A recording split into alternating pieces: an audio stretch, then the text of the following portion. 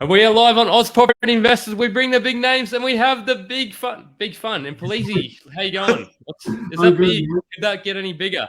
It's going. It needs a trim, but I'm trying to get the full Ned Kelly going. Let's keep it going. I'm just jealous. I'm extremely jealous. How about you, Jordan? What's happening, man? I can see. I'm doing very well, mate. You nearly stuffed up the intro there. I was trying to get my Steve Polizzi two fingers up. He does really well every time, so I'm trying to get that down packed. But doing well. Enjoying the GC, as you can tell. Working with my tan and my surfer hairstyle, so living the dream.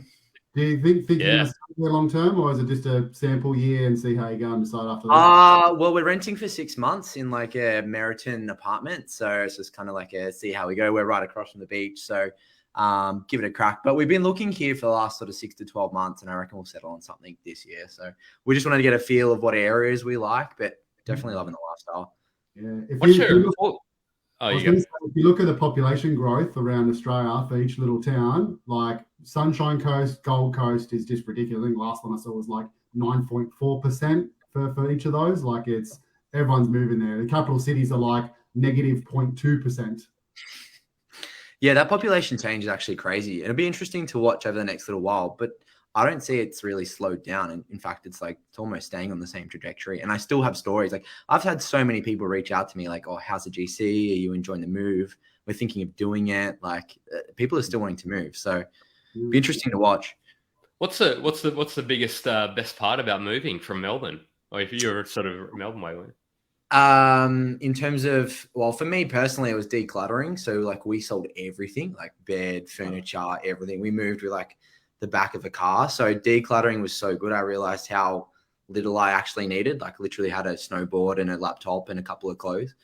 So that was the best sort of life impact. And then definitely the weather, like Melbourne. And I love Melbourne and I love the culture, but I think, that whole sort of like cafe vibe and like really nice restaurant vibe, you can almost get anywhere across Australia now. Like we've been to so many places here that are unbelievable. And I think you can just get it here. And Melbourne's cold like 80% of the year. And I just got over it when you've got, a usual days, 20, 25, 30 degrees here. Like it's so nice. And the sun's mostly always out apart from today. So yeah, just the weather, I guess. There you go. I was going to say the weather, but yeah, we don't. It rains a lot in Sydney these days. So anyway, the big property short. We are here tonight to talk about people are like, what does that even mean? It's like, well, it means the type of asset that maybe you should consider reconsidering. Or maybe you should, whatever that means. So, but I'm excited to talk through some examples and some case studies with people, with some of the guys who've spoken to thousands of clients and bought more than a couple of investments themselves. Like last time I heard, didn't please he's buying his 30th or his 50th. So, I mean, don't know that many, but you bought a few, so for yourself at least. So I'm excited to unpack that. So any questions or comments along the way or anything that doesn't make sense, please drop it in the comments. If you're watching on YouTube, let us know as well if you later on. So we love the engagement. So let's get on to quote of the week. You want to go first, please? I think you chose about 4 of them. We should go to the guest. I just want to go to you because I feel like you're trying to pick one out. So you mean my intense 2 minutes before we went live trying to find a quote? So like star jumps, yeah, loved it. Let's stick with the Oprah Winfrey one I found. So the quote is, "If you look at what you have in life, you'll always have more. If you look at what you don't have in life, you'll never have enough." And it's my lady Oprah. Yeah, that's a profound one because it's interesting, and we're talking here about what properties we shouldn't be sort of or should reconsider. So maybe if we focus too much on this, we probably shouldn't be. That's why maybe we shouldn't necessarily have sessions like this. But there you go. The reason I kind of chose it and why I gravitated towards it because like Jordan probably attests to this as well. My high net worth clients are no happier than my low net worth clients. If any, it's probably the opposite. I don't like saying it, but they're probably more miserable because they seem to be chasing this like hamster wheel, this carrot that doesn't exist. Whereas the low ones, they're over the moon. They go out and buy a 400 grand resi property and they're bloody excited. They're like, this is the best thing ever. I've made 50 grand, yada, yada, yada. The high net worth guys, not their dial changes and nothing really satisfies them after that. Yeah. So what do you think is the secret, Polizzi? Then don't get rich. Is that the moral of the story? Just work out what actually makes you happy. Like that's my advice. Like just be honest to yourself. Like for me, example, like I enjoy rock climbing, hiking, travel. So I don't have to have a 500K passive income from that, and I never will. Like, I don't need to. I drive a $12,000 camper van. I don't enjoy cars or flashy. I don't have any watches or anything like that. So I think just being true to yourself. Most people just try to impress people they don't give a shit about. How about you, Jordan? What's your quote of the week, man? I had two. I'm just going to go with one though, and I think it's really important because I think the original one was really focused on the fundamentals, which I think is important and will be a reoccurring story today. But the quote that I've chosen is, "History never repeats itself, man always does." And the reason I chose this is because there will be a lot of history repeating itself in today, but it's not in the way of the context that people will think. I think one of the biggest unspoken things about property is it's really about us and human emotions and how we react to things. So I think sticking to the fundamentals is so important, and it's really easy. And I love that we have these sessions, as you said, Jeff, because it kind of reinforces what those fundamentals are. But think about it's really us and our human emotions that drive our decisions to, underpin the fundamentals, I guess. It's just something that's not always commonly talked about. So history never repeats itself, but man always does. Yeah, it's interesting because I was reading about, often I look at what the other side is in the property bears on Twitter. They're always talk.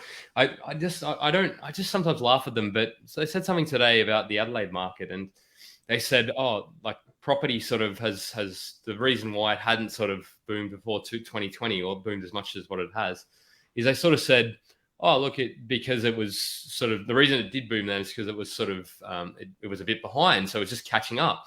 And then somebody said, and this person said, well, what are the fundamentals? What is the data that actually supports that? And I sort of thought, well, I mean, I don't know. I think that I could have come up with an argument. I just thought it's interesting to sort of see what somebody who doesn't really invest in property and is hoping for property to go bad thinks, and just sort of, but yeah, anyway.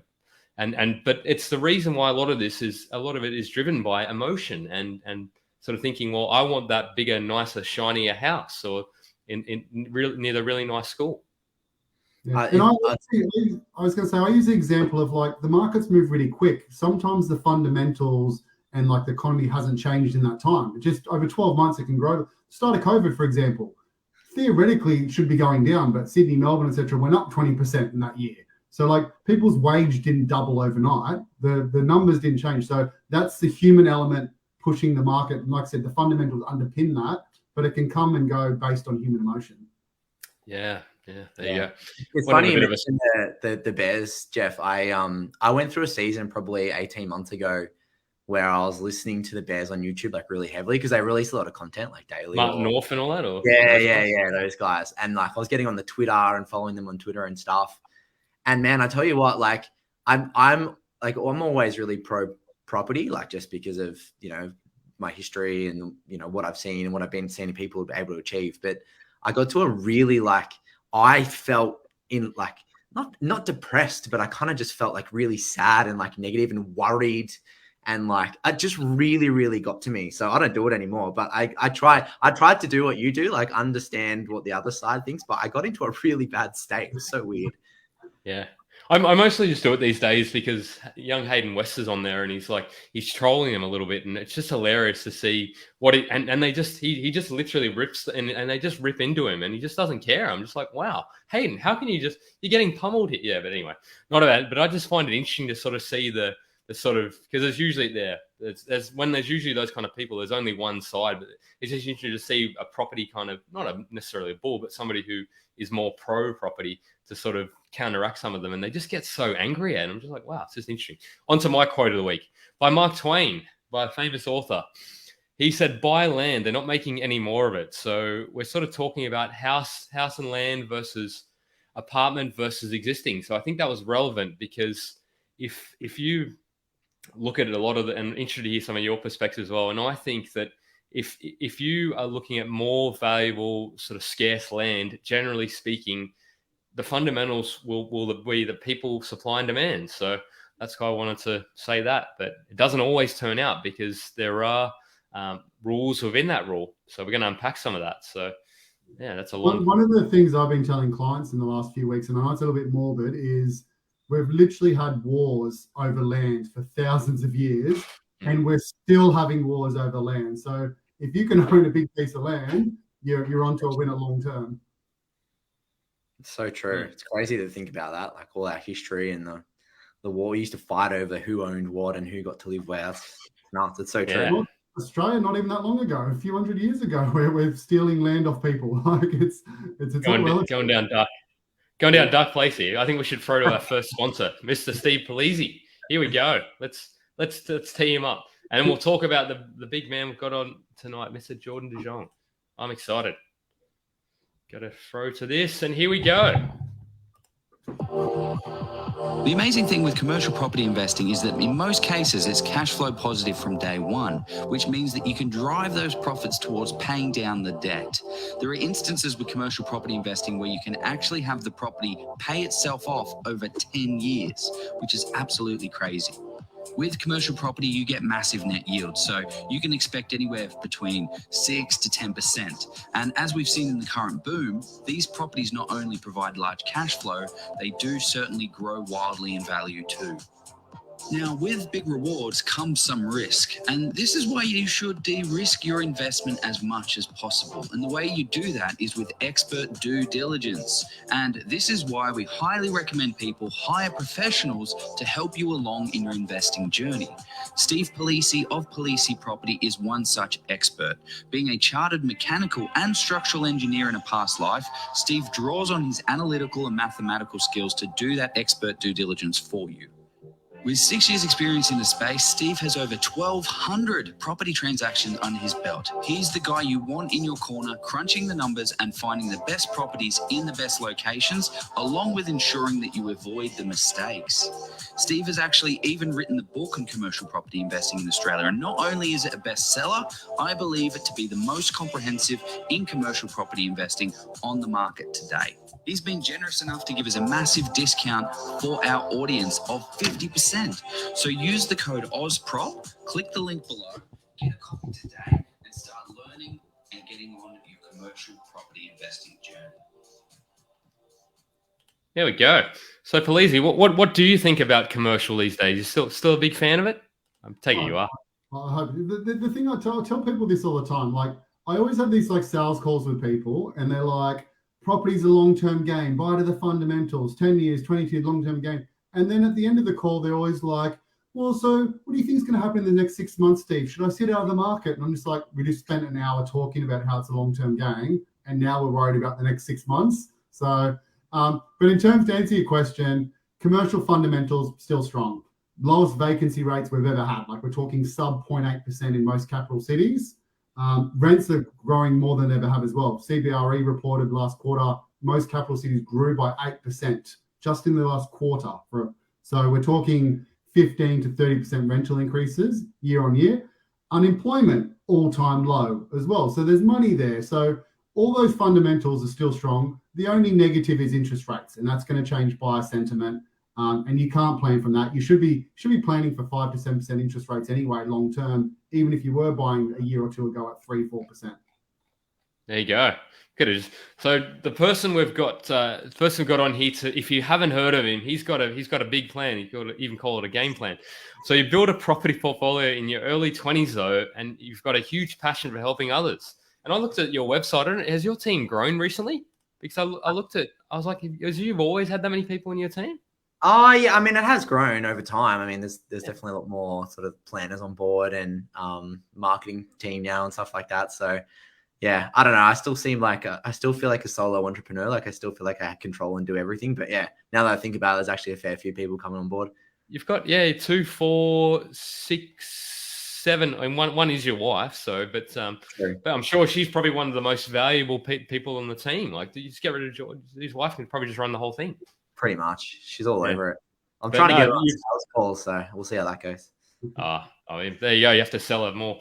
But no, that's why I'm excited. You are the person who looks at many people's portfolios, like hundreds and even thousands of for a lot of sort of BAs mostly, day in, day out. So you sort of have seen a lot of the assets and some of the lemons. So that's why one of the reasons I want to get you on to talk about this. And I think thought it was appropriate because people usually talk about the gains you can make in property, but they don't necessarily talk about the lemons that because they're afraid. They think, oh, I made a mistake and it's scary and you feel like a failure. So that's what we're going to be talking about here tonight. We're going to be talking about the case studies between some of the asset types and some examples as well, and also put some insights from both. And what else we got? We got some unique asset types. So we've got heaps of different things tonight. So shall we kick on? Let's do it. Yeah.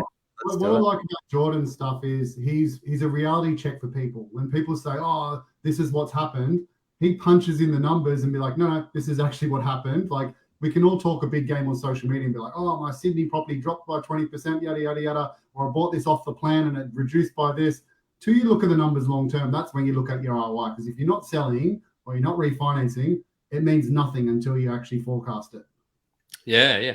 Before we get into that, we were talking about a funny story. Maybe not that's funny. So we should do that first. So what is the craziest story from your property investing journey, Jordan? Yeah, so I bought a unit in Strathmore in Melbourne, and it was a 70s build, and it was a block of 4, but it was like, so it's 2-bedroom unit, 1 upstairs, 1 downstairs, and then like same next door as well.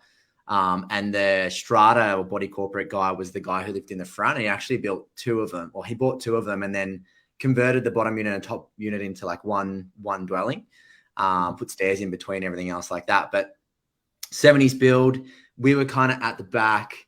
I can go on for days about the electrical box and how that all works, but same with the plumbing. It was kind of like all connected in together. And I'll never forget the strata manager. He's a legend. Like, he's such a nice guy, but he came over one day and he started walking me through the back of the property that I just purchased. And he goes, "Look, like, this is the lay of the land. This is where, you got to watch for this tree. It's going to grow. You got to watch the roots," telling me all this stuff. And he's like, then there's this pipe that goes through your backyard, and there's this little grate here. He goes, "If I can give you one piece of advice," he goes, "get some concrete, fill up the grate, and seal it all off, because you know what that is? That's the sewer pipe. And you know what's going to happen if people keep stuffing, Whatever. sorry for all the girls out there, but like tampons or like what baby wipes or whatever, they keep stuffing it down there and it clogs up. There's going to be shit all through your backyard." And lo and behold, I got a call from the property manager, I don't know, 18 months after I purchased it or something, saying there's poo all through your backyard. So that was a bit of a headache to sort out, but should have listened to the property manager to concrete it up. I disagree, Jordan. Don't listen to property managers about plumbing works. Go talk to a plumber. Like, you could have backed up that pipe and it could have been coming out your toilet instead. Very true. Very true. But, that's right. There you go. Interesting. That's So how did you fix that though? You just sort of got somebody in to like do it yourself? I had a property manager fix. I'm not going there to fix up that. Someone else there to fix it all up. But yeah, it's all sorted now. It won't happen again. But yeah, that's what you get for buying all the dwellings. That was a bit of a shit story. Bit of a shit show. Yeah. So what we're going to talk about first is, I think we're going through. I changed up the order and said each asset type pros and cons. But do you want to go through the historical? Should we go through the historical first? Because I wouldn't mind going through the historical first, just to sort of set the scene and. Sorry, did I share that too soon? Can you? All right, awesome. You can see my screen. I can see it. Sweet. So there's a couple of graphs that I want to go through first. We're going to be breaking down a fair bit. So we'll do houses versus units first. That's the obvious one. Then we'll do units versus apartments, and then house versus house and land. I've just picked like real random areas or just areas that I've known and kind of trying to find assets and analyze them individually. But I want to go like zoom out and go high level. This is a rolling annual growth rate of national houses and units. I don't think it goes back to 2012, which is 10 years, but I think it's just a really good picture setting of, how the 2 different asset types have performed. If you can look, the purple line is houses, and the pink line is units. And it's almost always below the house number. There's only one section between March 18 and March 20 where it's above. But if you look at it theoretically, there's always lower highs and there's always higher lows, which means it might not be as volatile, but it almost always is below the growth rate of houses and units. So if I understand this correctly, are you saying that nationally houses since March 2012 have only grown 20.2%? Is that right? Or? I think that might be where it's currently at that endpoint. But it's just, no, this is an annual. So this would be based on that annual number. The next one gets into, that's probably a good segue actually. Jeff, he's not saying it's grown 20% over time. He's saying that year it had 20%, whereas in like 2000, okay, it was 0% growth rate that year. Yeah, it's not cumulative. It's not the y-axis is percentage. It's not purchase price, for instance. Yeah. Makes sense. Yeah, I just thought I'd ask that because it makes sense. I'm looking at rolling. Yeah, there you go. Yeah, so it's quite interesting just to look at it overall how it's always below, or majority of the time it's below.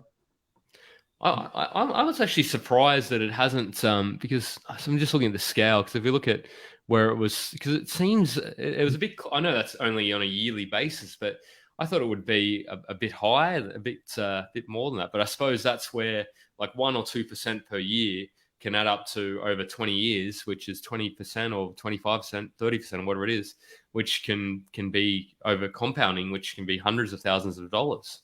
It is, Jeff, but if you look at the gap between March 18 and March 20, that's the only time really it goes below the 0% axis. Every other point in time where you can see the average looks about 5%. Is that right, Jordan? So like 14, 5%, 16, we're still around 5%, which we know the typical 30-year growth is around 5-6% for most capital cities. So it is so you got 5% on 5% on 5%. So that's why you get that exponential growth. Yeah, spot on. And then if we, instead of looking at it annually and on a rolling basis, if we zoom out then and sort of put it all together, this is 30 years. So back to July 1992, combined capitals, houses and units. What we can see here is how much that compounding effect of a difference really starts to take place. The houses have grown at 453% compared to units at 306%. So that 1 or 2%, as you were saying, Jeff, over decades can have a massive effect. It's crazy the difference in the last 10. Like, look at that, 82 versus 46, whereas the other 2 decades were not crazy. That was 7% each, or 7 and 9%. Yeah, which is quite interesting to see because a lot of people talk about, the elasticity or returning back to, the standard deviation or whatever it might be. So there are people out there that will argue the fact that, it is below where it potentially should be. And there is an opportunity for units to start to increase at the same or closer to houses to come back in that normal. But I think the dispersion over the years just seems to be getting larger and larger. And where we look at houses are here, they are quite high as well. So, if houses were to come down and units were to sort of stay on the same trajectory, that number might be a little bit closer. But yeah, you're spot on. That last decade is quite significant. What do you think the reason for that? You can see this is 30 years we're looking at here, and the gradient between the 2 lines is getting bigger. So the people that are buying units have to have some form of justification of why it's going to come back. And it being difference in price is probably not a justification. There needs to be more than that. But I'll let you talk about later in the later slides. But yeah, I've obviously got my own thoughts. What do you think? I'm interested in Polizzi's thoughts as to why. Is it purely a supply and demand kind of thing? Is that the thing for me is apartments you can always build inside sky space. With a house, you've got a land component. You can always build up with apartments. So if you're ever going to have a price, say you buy an apartment and it grows in value, a developer is just going to go next door and buy 10 houses and build a 20-story apartment tower. So there's no lack of supply with apartments. They're always going to be building up. And you look at cities, that's how cities are formed. You go look at the photos from Sydney in the 1950 versus now. They've all gone from 4 stories up to like 20-story towers. So they've got infinite sky space. But according to your quote as well, Jeff, we don't have infinite land. Spot on. I'll jump into the next one. This is from probably my biggest virtual mentor. Has my second favorite property book, which is The Rules of the Lending Game. If you guys want to know my favorite property book, I know. It's Commercial Property Explained Simply. Stuart Wimes, isn't it? Wimes or Stuart Weems. I don't know, Blind Weems, whatever you want We'll to have call to it. get him on the show. I'm friends with him on LinkedIn, so we should get him. Yeah, on. he's awesome, man, and he'll love to come on. But this is why it's really, really important to zoom out, because you can manipulate and change data to however you want it to look like. So this is the median house price growth to March 2022. If we look at the last 3 years, and if anyone's ever talking to you just about the growth of the last 3 years, you can make it look really good. You can make it look really sexy. You know, you've got Sydney, Melbourne, and Brisbane all above 12.2%, which is awesome. And then if you take it back to 5 years, which is just a 2-year difference, you know, we're well below the long-term average in Sydney and Melbourne there. And Brisbane's actually outperformed at 8.5%. So take it back to 10 years now. Sydney's the best performer, Melbourne second best, Brisbane's the worst. And so even if you were talking to a professional out there, they can chop and change and break down data to sort of represent or show what they would like you to see. And that's why I think it's really important to take it all the way back to that long term, which is 15 years plus. There's no number of how many years it is. But on average, they're all around, and this is just for houses, not for units. Steve was right before, and sort of the average at about 5% for units. But over the long term, you know, Sydney, Brisbane, and Melbourne are all between 7.6% to 8.2%, which is very small in diversion, but just sort of shows you, you know, any way you chop and change and manipulate data. And I want to really break that down on individual assets today. This actually is the 40-year price growth. So take it back to 40 years. That long-term picture really does show you sort of how different timeframes can make you see different data, chop and change it in a way that suits for you. One of the points I like to kind of point out to people is, as long as the capital city has the fundamentals, like there's employment and things like that, they have to remain on par in terms of capital growth long term. Because if they didn't, we just saw this with apartments, but we'd say we do the same thing with houses, and houses in Sydney grew by 3% more than Brisbane. In next 30 years times, we'd end up with a huge disparity in price. The houses in Sydney would be 5 mil and the houses in Brisbane would be 1 mil. And then guess what happens then? People move. There's interstate migration. There's people, like, how many people do you know have moved up to the Gold Coast and Sunshine Coast been like, I'm not paying 1.6 mil for a house in Sydney. I'm going to go buy $1 million house there. And that's why it shifts. And that's why we have cycles and all that type of stuff. I'll shut up now. I've been told I'm not allowed to make the show about myself. So carry on, Jordan. No, it's all good. And that's exactly what happened to us. We were buying a house that was overlooking like a river and then the city in Melbourne. And I think it went to auction for 2.1 or something like that. And I just thought, why would I, like, it wasn't in the best area. It was a little bit further out, probably 20 minutes from the city or something. But like, why would I spend that in Melbourne when I can go to the Gold Coast, be on the back of, you know, the canal, be close to the beach, have better weather, like, or something like that. Yeah, exactly. And buy something for less. Like you nailed it. The interesting thing I wanted to say about that is, why do they have, like, do Perth and Adelaide and Hobart, don't they matter? Like, what about these other states? Is there properties in these states? People tuning in from these, because I'd love to see what Perth looks like in this, because that's the thing that everybody's sort of talking about. Well, not everybody, but a lot of people are. They're sort of saying Perth's done pretty bad. Not all of Perth, but pockets. There you go. Here it is. I was going to say, I've got that data. If I'm going to pull it up, it's actually not as bad as you think. Yeah.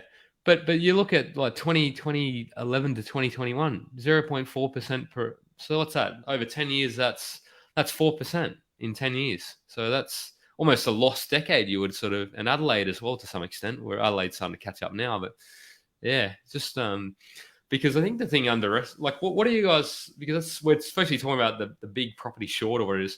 What do you guys think about trying to sort of look at cyclicality? That's not a word, but you know what I mean, like cycles around, well, yes, Perth hasn't performed so well last 10.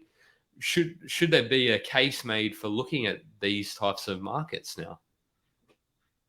Yeah, I'll go. So I think, and this is kind of sort of where I wanted to go with this next chart, is you can see periods in here where, you know, we've got lower growth rates and then really, really high growth rates. The commonality between all of them is there's no like period of time where, you know, you can pick and choose and go, oh, if I allocate this period of time, I'm then going to be able to time it. I mean, these two gaps are pretty close together, but it's not like there's not a particular timing thing. It's generally like a bigger legislation move or big interest rate or cash rate changes or, capital gains tax exemptions and everything else that really, really do change the consumer confidence around the market and have these major impacts.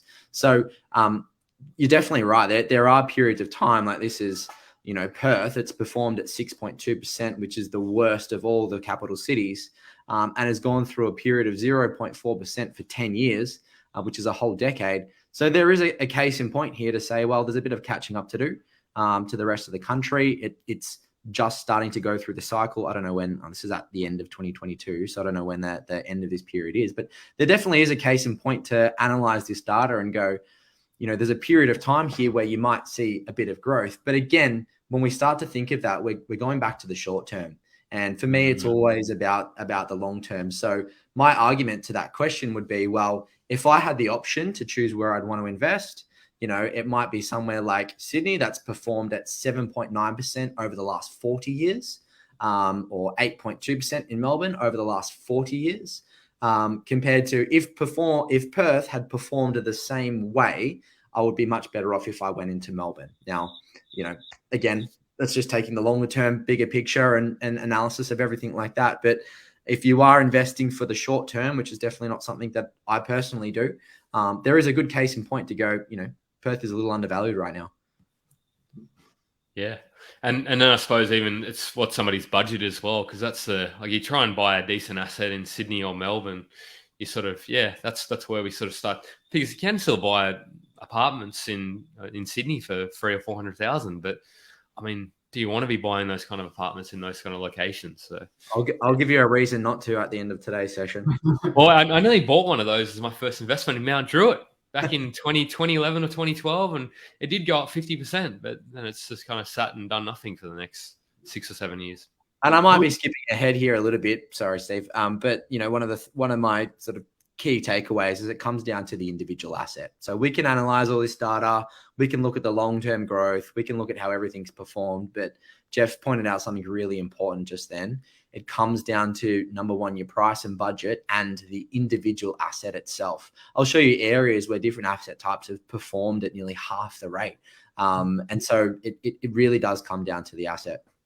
Yeah, what I was going to say is, even at 6.23% for Perth, you can still have a substantial portfolio. If you long term and you get 6% capital growth, you can still have a multi-million-dollar portfolio. So you're still doing well. Obviously, you want to do as best you can, but then, like I said, you have that long-term mindset. You're still doing really well, and that's why we like property. Like, property is a nice, safe one. Perth, I admit, is a little bit of a funny one. Like, geographically, it's the most isolated city in the entire world. And then in terms of like industry, it's very heavily dependent on all these minerals and resources and renewable energy and things like that. And that's probably why it has the longer periods of no growth, because it's more fluctuated by those, whereas the Sydney, Melbournes and things like that, they've got 12 different industries that all kind of tick over. So if one's down, the rest are kind of chugging along, whereas that's a little bit more volatile. But like John said, long-term, the affordability is there. It's probably ready to go. What happened to all properties between look at Hobart between 2002 and 2010, nearly 15% per annum. That's insane. That's doubling every 6 years roughly. I think your rule of 72, 15%, yeah, every 5 years. So what happened and it did nothing for 5 years. But what was going on in Tassie was it just playing catch? I mean, anyway. This is how Jordan's whole statement. Buyer sentiment plays a huge part. Sometimes the fundamentals are there, and it's buyer sentiment that brings it to it. Same, we saw it last year with people just going out paying silly dollars in Sydney and Melbourne, rushing about, like, for the sake of that, knowing that interest rates going to rise, like, oh, better get in quick. Like, it's there. Humans are a weird creature. Spot on.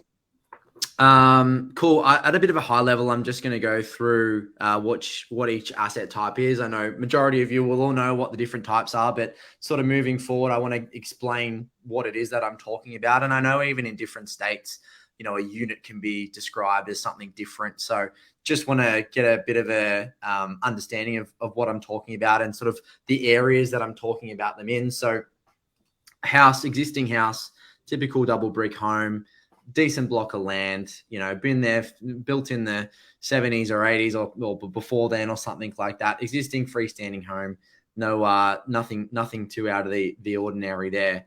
And I've got a Google Maps here, and I'm sure the reasoning behind it will be good. Yeah, this is cool. I know everyone can't afford to get into Maroubra, but it's a good example of why we like houses in these types of areas. So if we jump into a little street, we can take it. Oh, it's probably not a good one. But we can take a bit of a look around and see, there's no massive skyrise buildings in here. There are some units, but most of the houses are sort of, these older, my nan actually lives here, that's why I chose this area, but these older school houses on big blocks of land. And the reason I wanted to show you the zoom out is we like these areas because we've got the ocean on one side. There's a nice beach here. It is near the airport, which, some don't prefer, but, we're in an area here that can't be built out. And I'm showing you this more for the comparison against the house and land. But there's no areas here that can be massively built out. There's no sort of vacant land where new houses come here. So we're in a supply restraint area. The only way they can go is up. And that's kind of, what I'm sort of talking about when it comes to a house versus a house and land, just for context. One point to note, John, you mentioned here, not everyone can afford Maroubra. 40 years ago, you could. The fundamentals that you just said about it's landlocked, you can't build out, things like that. Like my dad actually had the choice between buying a house in Bondi and Parramatta. And he chose Parramatta because it was close to work. So you can see there the difference in fundamentals versus land. The difference in why Parramatta hasn't grown as much is because you can build all the way out to the Blue Mountains. So they've kept releasing stock in the Hills District and this and that. Maroubra, Bondi, that's landlocked. Yeah, exactly. That's crazy. That's such a crazy scenario, Parramatta versus Bondi. High level pros. So land is fundamentally what grows in value. You've got the ability to manufacture equity as long as council approves it. There's no sort of strata or other bodies that you have to abide by. Some cons is there is high maintenance costs. You have to look after the whole dwelling yourself. It is less affordable to get into those bigger dwellings and generally comes with a lower yield just because there is a bigger land component. Can you zoom in on those first two columns just a little bit for the people watching? Yep. There you go. Now I'll jump into house and land. And what I'm talking about here is these sort of newer homes that are built in bigger estates. And I'll show you the estates in a second. Essentially it's just a newer home, brand new fixtures and fittings, nice little letterbox. Everything's sort of brand spanking new, essentially bought off the plan or built. And why I don't necessarily like these areas is they get released in stages.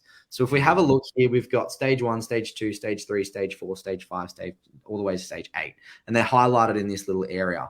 And then on the left-hand side, we've got a proposed shopping center, a little childcare, and some other sort of commercial dwellings, which Steve can tell you all about. Now, they're essentially creating a little community here for this area. But what they tend to do is we've got stage 1 here, right? Now, this whole land hasn't been developed, but it's eventually going to all come onto the market. But what they will do is they'll restrict all the other stages. They'll only release stage 1 and they'll say, you can buy a house and land in this area for $500,000. So they sell all of the stages. They sell them all for $500,000. They all sold really quickly. And then the builder then all of a sudden goes, they sold really quickly. There was a lot of demand. There's still people inquiring. I'm now going to go out and sell them for $550,000. Nothing different. Same house, same build, same cost, everything else like that. Hopefully we're not going through the current economy where inflation's at 7.8%.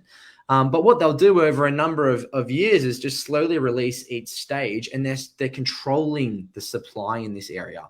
They're controlling what gets released. They're controlling the supply and the demand. And it's not that the value of the property has gone from 500 to 550 in the space of 6 months. It's that someone's controlled the supply that's on the market and determined that they can get more out of the dwelling. So you get this false perception of, they're growing at 50% every 6 months. By 50 grand every 6 months, I may as well get in now. But over the longer term, really all you're going to really end up with, and this is some of the cons is, if you walked for 5 minutes in any direction, you're essentially going to be standing out the front of your same house. And what that means is anyone who decides to sell, say they're in a bad financial situation, they have to sell in a rush, they're happy to take less for the value of the property. Now, all of a sudden, because you've got the same house in the same area on the same block of land, your house is now going to be worth whatever they've determined they're happy to sell it for. And so, again, we have that whole supply and demand come into play here. Some other cons is, again, high maintenance costs because you own the whole dwelling, you have to look at it. There's a longer time commitment, especially if you're going through the build phase rather than buying it after it's been built. Some of the pros, though, of a house and land is, again, you have more space, still has that land component. If you're really into it and you like the shiny new objects, you've got that customization of the option, so you can pick your fixtures and fittings and design your floor plan and what aspect you want. It's more affordable to still get some block of land, and does sometimes come with some higher yields just because it's a newer build, and tenants are generally happy to pay for something newer and nice. I think that's pretty fair. And I've never looked at it the way you said it, is the builder and developer controls the supply. And that's one of the key reasons it goes up. I've always visualized it as the comparables are always there. That's why you pay more, because, and I'm sort of wrong in that regards, where like the first one, you've got negotiating power because there's no comparables. You're like, I want to pay this. But then by stage 3, stage 4, there's a whole 2 years worth of comparables. And it's a lot harder to be like, I want this for $650 when they've all sold for $725. And that's why they go for $750. So that's actually a really good way of looking at it. It's the developers in control, not you. Yeah, exactly. I worked for a major builder for like 10 years and like it was a great job and stuff, but I got to really learn a lot of these insights, which is quite cool. That's really it's really interesting because I've seen I'm down the south coast, and there's a suburb not too far from me called Wongawilli. You guys may I don't know, have you heard of Wonga? I mean, it's just a funny name maybe, but yeah, like I look at the price over there, and they've just gone from like sort of 800,000 to sort of 900 to $1 million now. I'm like, why is this? Like, there's the age old kind of don't buy house and land. I'm like, well, now it actually makes sense. I'm like, well, it's because they've actually released in stages. And so that's just played out in front of my eyes, sort of as to why. And if somebody decides they want to sell tomorrow, and if they need to sell for 850, 900, then that'll bring those $1 million houses that people have paid probably a bit too much for down. Yeah, exactly. And as always, when you're buying off a builder and a developer, you know, they're taking a clip somewhere, they're making a bit of profit. So it's like driving a new car out of the drive or the car yard. You're paying for the shiny new object, and you're paying the builder a bit of a commission or a bit of profit as well. So all that gets tied into it. So units, what are we talking about with units? Generally they're in sort of a block of 12 or 16 or something less than that. Can be sort of the old school double brick as well, like we saw with the old school houses, but generally in a lower amount or clump of units altogether.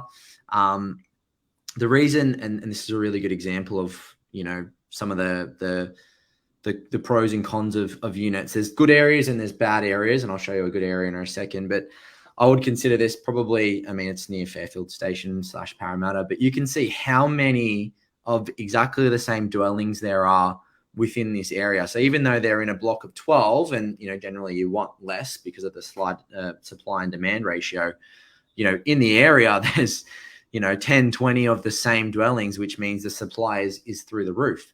Lo and behold, we're on a main road plus right across from a train station as well. So not ticking many boxes here. But yeah, just a bit of an understanding of what a unit is there. And this one is probably an example of where a unit might be okay. I don't know where this is, but, little block of unit, looks like there's 5 there.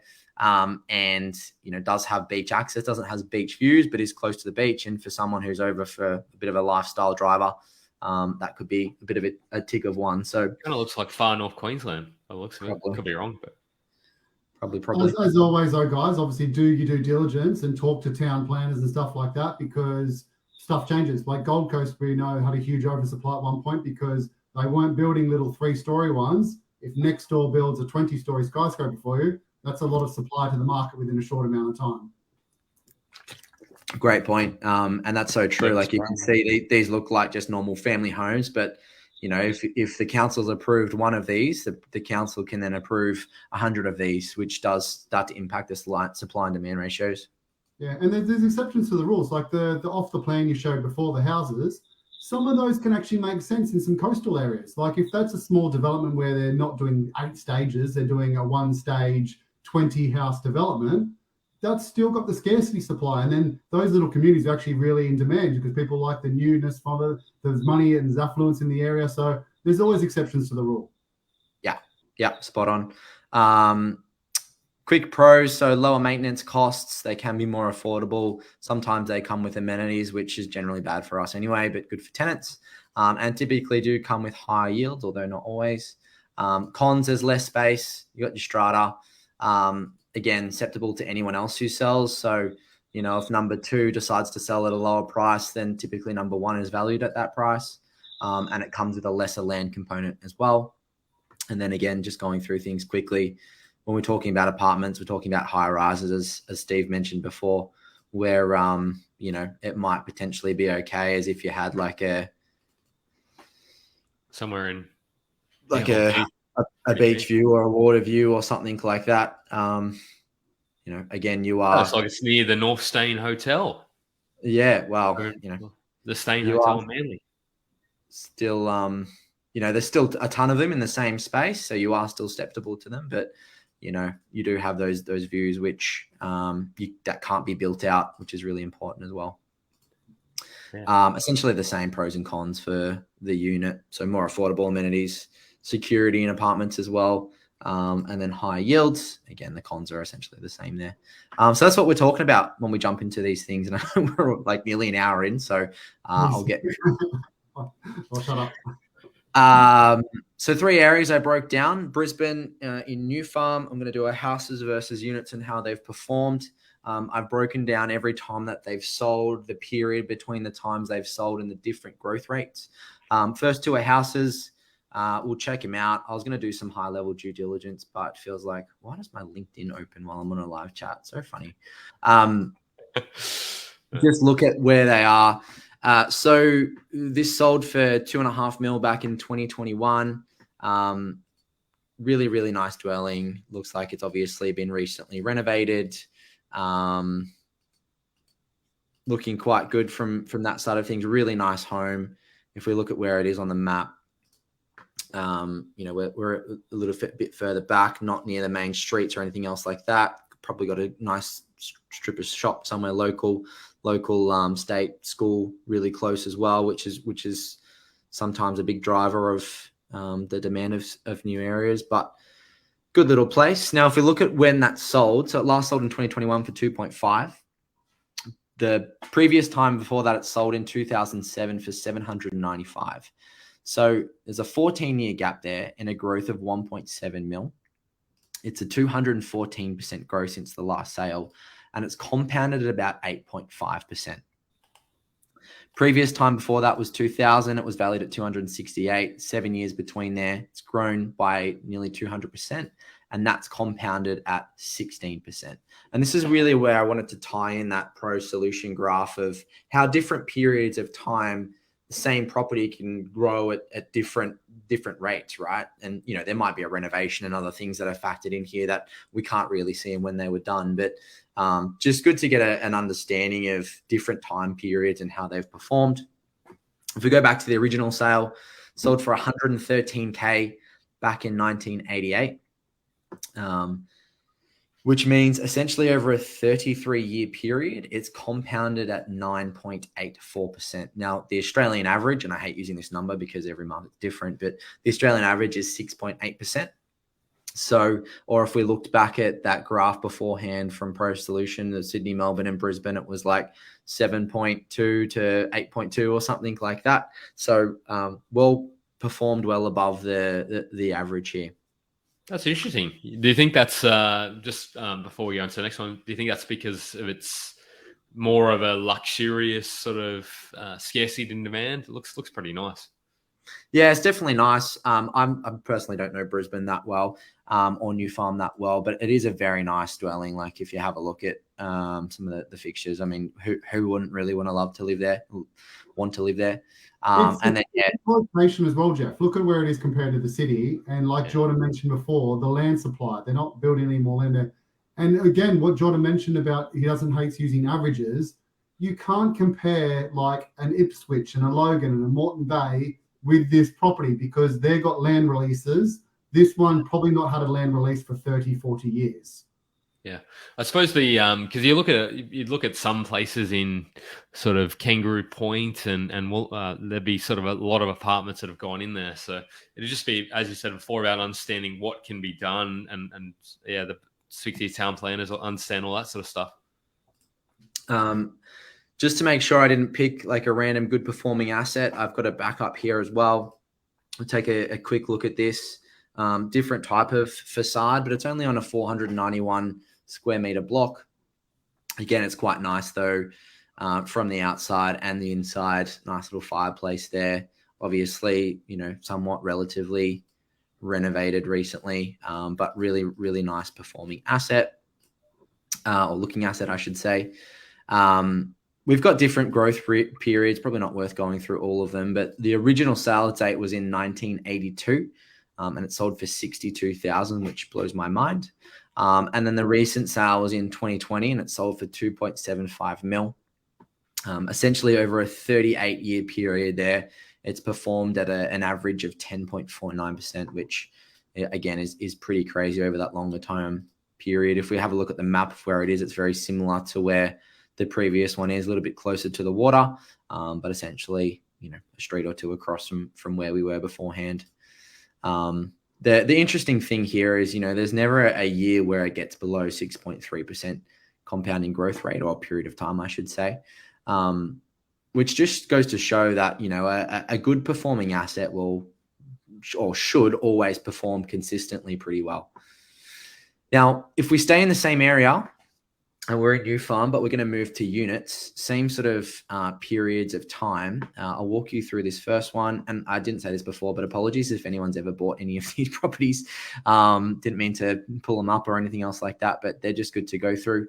This is a little 2-2. They'd consider it an apartment, but we'll have a look at the building profile in a second. Again, it's not terrible inside. It's obviously done a little bit of a renovation recently, and then they're showing all the amenities. If you have a look at the floor plan, just a typical little 2-bedder. Nice that they've got a dining room and a bit of a lounge room instead of like one little area, but 2 balconies as well, plus a car space. If we have a look at the building profile, it's 70% owner occupied, which is generally, what you want to look out for. And then there's only 7 other structures within the dwelling itself as well. So again, not too much in terms of the supply demand. Unless I jump in, have a look at the street, and there's all the same types of assets around it. If we have a look at where we are, again, a little bit closer to the water. And if we do like a street view, there are a couple of other little units around as well. So definitely a bit of supply around. It looks like there's some getting built down here as well. But if we have a look at how this has performed, the first transaction was back in 1993 for $140,000. If we try and do a comparable, that previous one in 1994 was selling for $228,000, so about $100K difference. And this asset actually sold for $177,000 in 1993. So for $30K difference, you could have got into this asset. Now, the most recent sale is in 2021, and it sold for $655,000.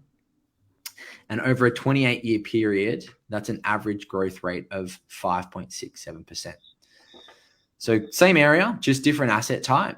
We for 30K more, which percentage-wise is probably a fair bit back then, but it's about 25 roughly percent. Yeah, 21% more.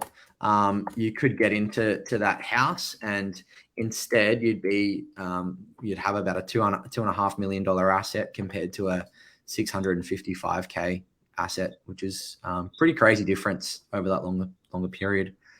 Again, not to just pick anything out of the random, I've got another backup here. Same sort of concept, a little bit older though, older kitchen. Definitely could use an updated renovation. Same sort of building type. If we have a look at where we are a little bit closer to the main road and the shops here as well. I'm still close to the water though, even though I don't know if that's a massive thing in that area or not. And if we look at the building profile, It says one house, which is usually like one on the ground floor, but there's essentially 10 structures within the dwelling. Less owner-occupier appeal as well, with 50% being owner-occupiers. Sold in 1998 for $78,000. And then the most recent sale is in 2021 at $438,000, which over a 30-year time period equates to about a 5.14% compounding growth rate, which, again, is huge. I don't know if we have any comparison. This is 1982, 1989. Could have bought that for $62,000, and had a $2.7 million property, compared to buying this 7 years later for 20 grand more. You'd only be at 435,000. Even if you look at I think it's the second from the top, which transacted in 1989, I think, or 1988 for 113,000, which is now worth what I think was that the 2 point? That's a 2.5. So 113,000 compared to what was that one? 88,000, the bottom one. 87,000. Yeah. Jeez, that's like an extra 13, and yes, that is another 10%. But geez, that's insane. Yeah, so you're talking.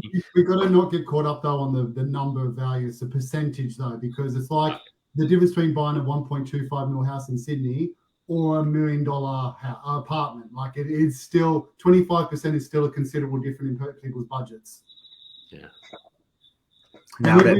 We actually see that question all the time in Ozprop, where people go, "Oh, do I fork out and buy a 600 grand apartment, or do I wait and buy $1 million one?" And this is exactly the point of this webinar. Yeah, exactly. So same area, and this is sort of why I wanted to zoom out at the start. I know we looked at it sort of a state by state basis, but you can hone in on a specific area and have all the best data and show all the metrics on one specific area. But this is a very, very selective, tiny little area, and just different asset classes. And that was relatively close or similar in value back 30 years ago, and they have performed completely differently. And I think that's why it always comes down to the actual asset rather than, and again, sticking to the fundamentals rather than, all the glitz and show and everything else like that. So that's like you said, you can manipulate your data. Look at the 23. No, go back to the spreadsheet. 23% for that one for the last growth cycle. So like that looks all right. You go, well, yeah, that's not too bad. But then long term, it's not that strong. Exactly. You can take any of these periods of time, 9 years between 1994 to 2003, it increased by 110K, which is 100%. Yeah. It's doubled in value, compounding at 8.3%. Looks amazing. Same with the year after. Looks amazing. But when you take the longer term picture, it really underperforms compared to the rest. Yeah. This is really good. I don't know how much time you spent on this research, but it looks it's pretty impressive. Did you sort of just pick and then sort of, I think there's heaps of value here for people just to sort of see the type of analysis you can really do in a suburb. And I think the challenge people will have as well, though, is you can really do this and you can start to over analysis by paralysis or paralysis by analysis. You can sort of start to say, well, what if I make a mistake if I'm picking the wrong asset? So what if you look at 15 suburbs or 500 suburbs, you see the same thing. You're like, well, I can't buy this asset in that suburb. So then you move on to the next one. You just don't ever buy anything. So what sort of tips would you give people to not do that? Yeah, I think the biggest thing for me, and I wish someone told me this when I first started, is just take the time to make the right decision. You don't need to rush it. Like when I first started, went out and bought 3 assets just for the sake, because I felt like I just had to continue buying assets, and they weren't. One was the shit story one, so that didn't turn out to be the best one. But, if I had just waited and got it into, spent a little bit more money, got it into a better asset, bigger block of land, sticking to the fundamentals, I'll probably be much better off over a 30-year period, even though they've performed well and I'm happy with them so far. When I think about big picture, longer term, if I'm handing it over to the next generation or what it might be, if I just stuck to the fundamentals and maybe bought a bit more land or a house on some land, still with good data, and don't get me wrong, I'm not bagging all the fancy data and all the good information that's out there, but the numbers that you should be looking at is essentially just these two numbers at the end. Forget about everything else. Just look at these 2 numbers and make your decision based on these timeframes at this growth rate and these timeframes at this growth rate. just make sure that the area that you're looking into is got those fundamentals as well. It is hard starting out. Like I had to buy a 230 grand little crap hole house in Sydney's West because that's all I could afford. And then you've got that conundrum of, do I sit there waiting for 2 or 3 years to try to get a $600,000 house and the market move away from me or not? And then this is the biggest thing. And that's why people buy apartments or they buy on the outskirts of a city. It is the hardest part of investing, is knowing what budget and what you should be buying versus if you should wait. The other question or objection that I'll sort of throw out there that people may throw at you guys, probably quite often or sometimes, is that this sort of $2.5 million asset or whatever sort of price point, let's just say 800,000-900,000, they say, well, how can it keep continuing to grow if there's no sort of significant price or wages growth? And I think I know one of the answers to this, so I'll throw a suggestion out there. Well, what are you guys' thoughts on that? Like, when people say that to you, what do you usually say? The way I would respond to that is those people thought it in this year. They thought it in this year. They thought it in this year.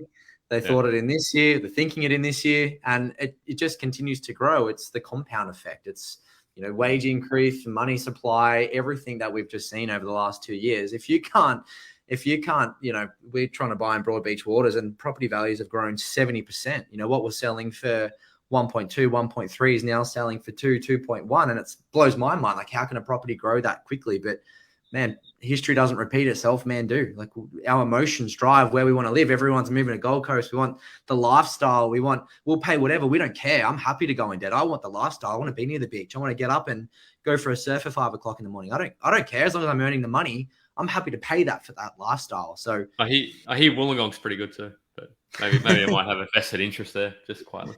But yeah, what are your thoughts on that, Polizzi? I'll throw a thing out there. So John's right. We've seen wage growth for the last 50 years, and that's what it is. There is an argument. If we stop seeing wage growth, properties probably won't continue to grow like they have grown. But you've got to put your money somewhere. It's got to go in a bank account. It's got to go in shares. You've got to put it into business. You've got to put it into properties.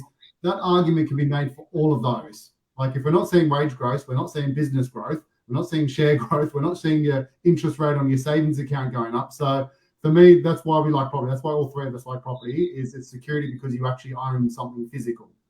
Yeah. I need that COP thing that Joe puts up, the not financial advice seeker, or yeah, basically.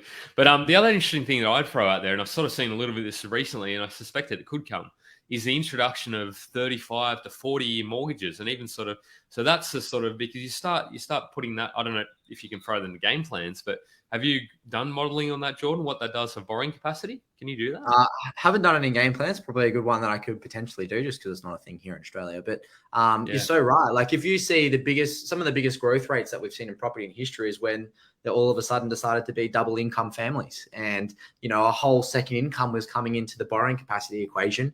All of a sudden, families can borrow a whole lot more and go and spend more on property. So there are different times or different phases in our life cycle where we see these things come into play. As I said before, one of the biggest determinants or changes of property is cash rate changes, policy changes, gearing tax changes, like all this sort of stuff has a massive impact on the market.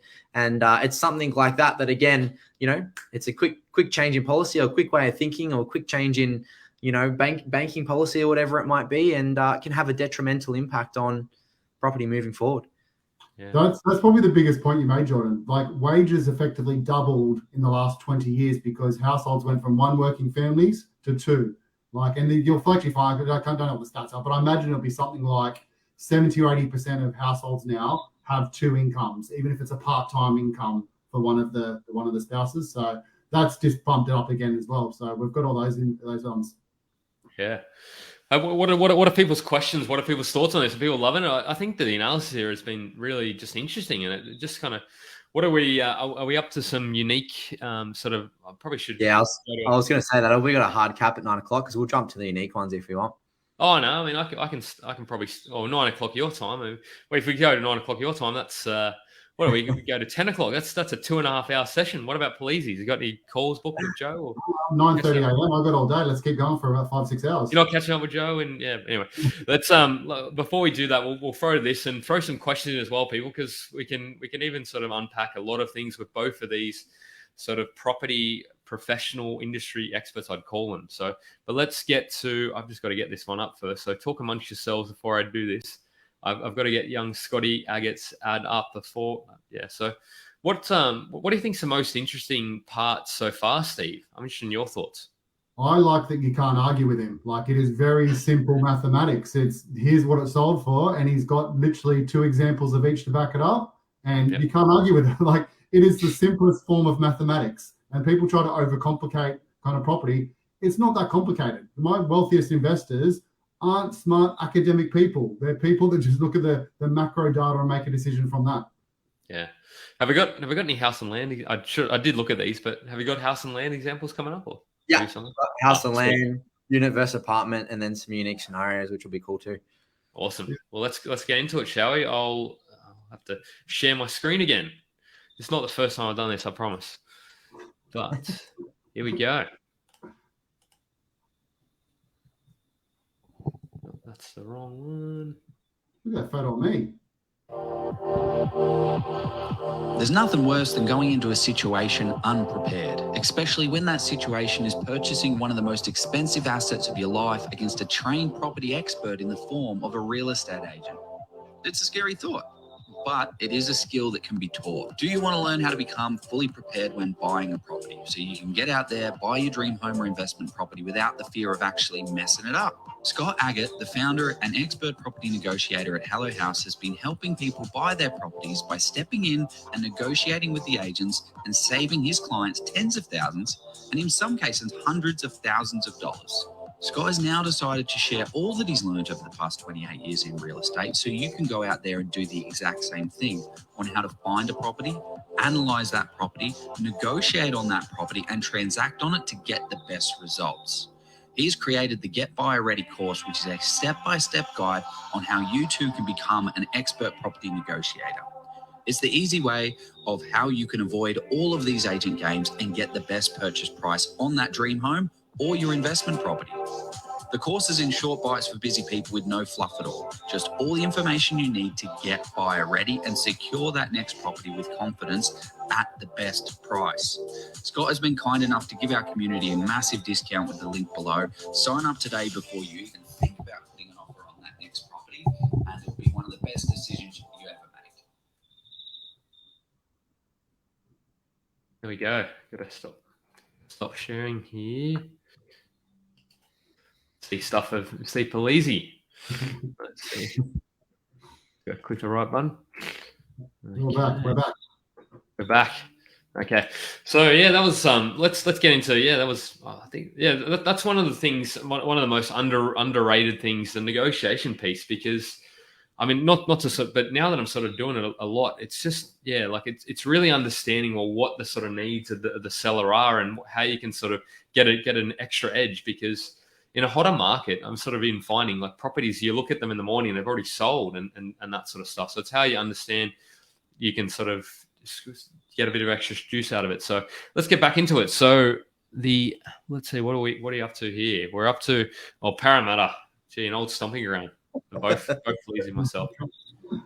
Me too. I grew up in the Hills District, so I wasn't too far away. Great Western Highway. Here we go.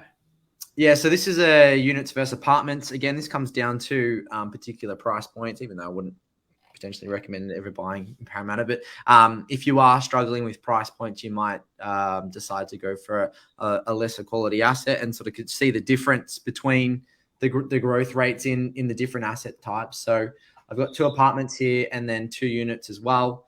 The first one is a 211. You can see that's kind of an older style here. Definitely needs a bit of an update / renovation. Nice little 2-bedder there though. Balcony, and it's got a car space, which is always decent. If we look at the building profile, it's 40% owner occupier and 60% rented. Look at how many there are. 91 apartments or there's 91 in there. So always susceptible to any of these other people who owner occupier or rent or investors who might be stuck in a financial situation and have to sell for a lower price. First sold back in 1999 for $160K. Most recent sale was in 2022 for 450K.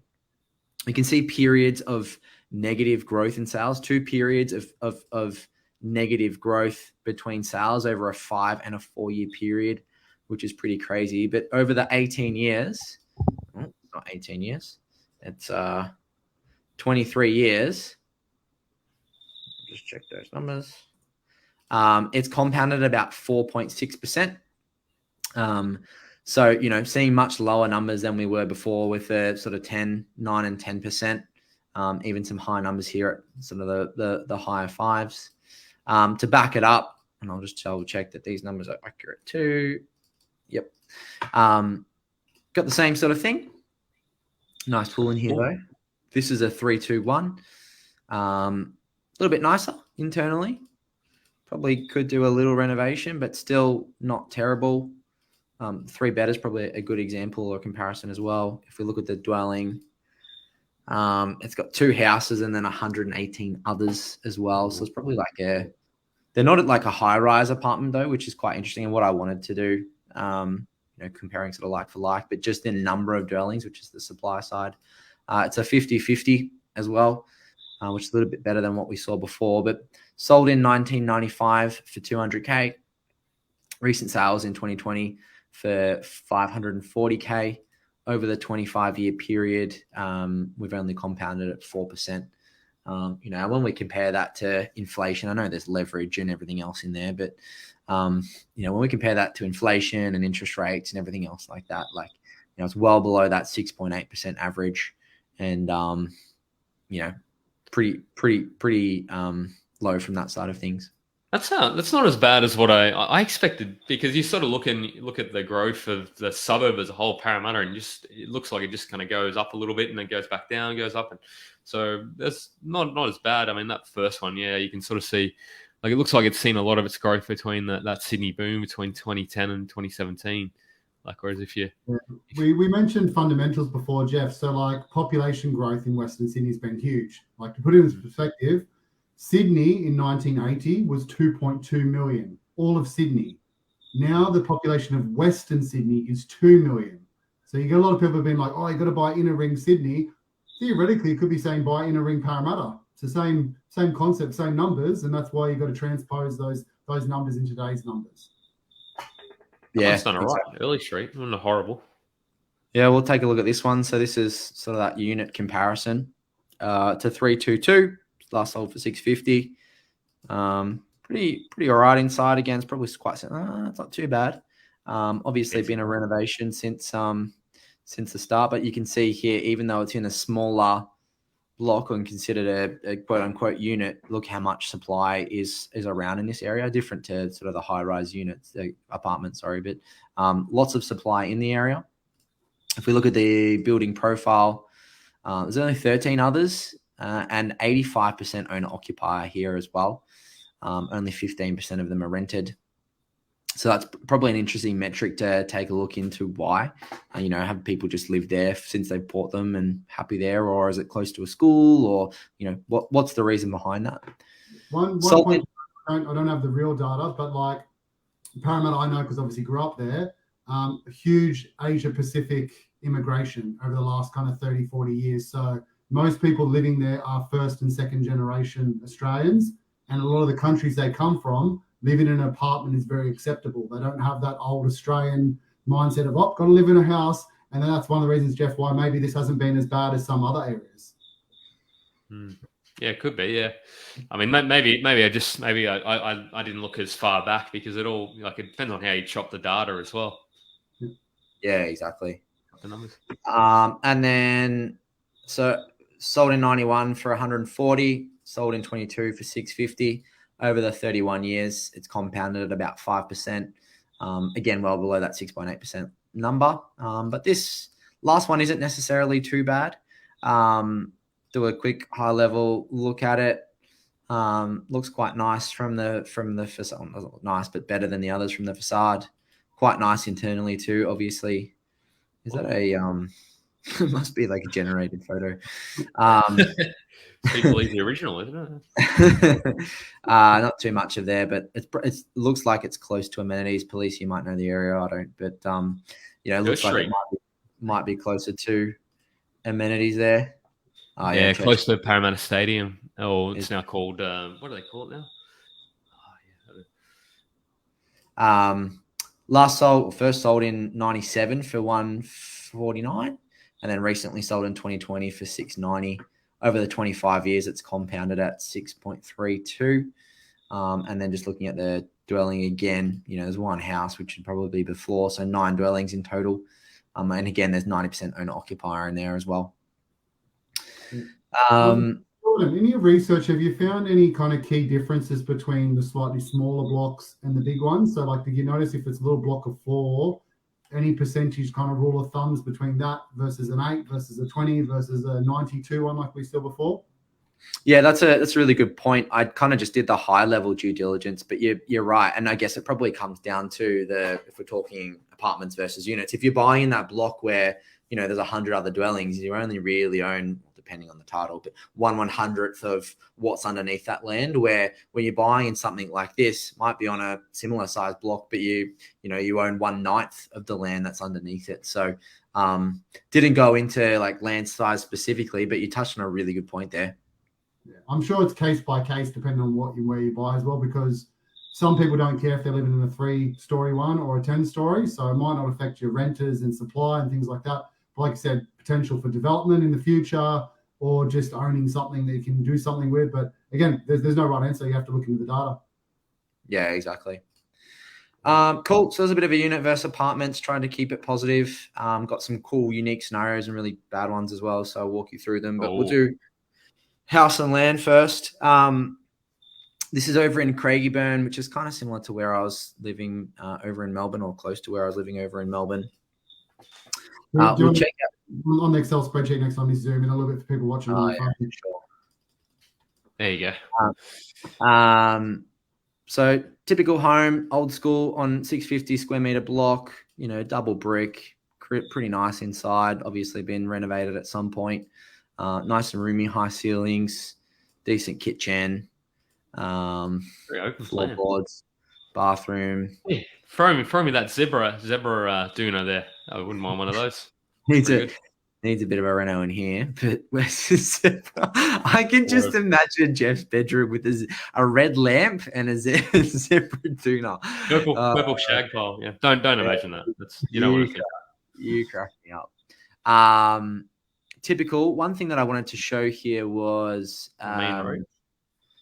just the locale and the supply and demand, or the available land. So if we look at where it is on the map, it's kind of in the heart of Craigieburn. Like, there's no, like, if you have a look at all these areas out here, where we'll go to shortly, that's where they can keep releasing those stages of land, right? They can just keep releasing these dwellings and more over time. Where this is, I mean, it is close to a main road, which isn't the best, but it is in some regard landlocked, because they can't keep building out right near it. They've got a creek close to it, which is also good. And I think I was looking before, there was a golf course somewhere not too far away either. But really key driver, and I want to stick to that when we're looking at these house and land versus hound. So this originally sold in 82 for 14K. That might have just been the land, but no, because this one was built in 85 and sold for 35K, so maybe not. Last sold in 2023 for 750K. Over the 41 years, it's compounded at 10%, which is crazy. But a lot of that growth, we've seen either at the start, and maybe it was built in between then, because there's a fair bit of growth, but the last couple of years. Second example is, again, looks to be double brick, but quite nice inside. Obviously recently renovated. Unless those are, no, maybe they look like, I don't know, they might look like generated photos to me. But kitchen looks all right, not too terrible. Livable for now, nothing major you need to do from that stand. If we look at where we are in terms of the map, similar sort of location. We're a bit further in, but no major areas where land can be built out, even though it is on the outer fringes. Just interesting to note. First sold, it was built in 85. I couldn't find the build date on this one, but the build date on this was 85. Sold for 35K in 89, and then sold recently for 715 in 23. Over the 33 years, it means it's compounded at 9.57%, which again is pretty decent. Now, if we move to some house and land, it's going to be over a smaller time period. We're only looking at 7 years, but I want to compare it to some of the more recent transactions as well. If we have a look at this, kind of that newer build, really nice inside, quite modern, good floor plan, everything else like that. If we check this out where it is on the map and we zoom out a little bit, what we can see here is, we're kind of starting to be in some of those areas where they can just continually, there's so much land. Like if we zoom right out, there's so much available land around the outer fringes of this, which means, they're essentially going to be building within all these streets, those nice new looking dwellings, probably quite similar from that side of things. The land was bought in 2015 for 235K. And then it was sold in 2016 for 585K, which means I just done the difference between those is 350K. Doesn't necessarily mean that the build cost was that, but you'd expect the build cost to be less than about 350K. But even if you bought this in 2016 for 585 and then sold in 2023 for 715 over a 7-year period, you would have had 22% growth. And that's only a compounding growth rate of 2.91%. Now, if we compare that to just 3 years, and I know there's different market cycles and everything else like that, but this property's performed at 8.4% through that 3-year period, and seen 150K worth of growth compared to this year.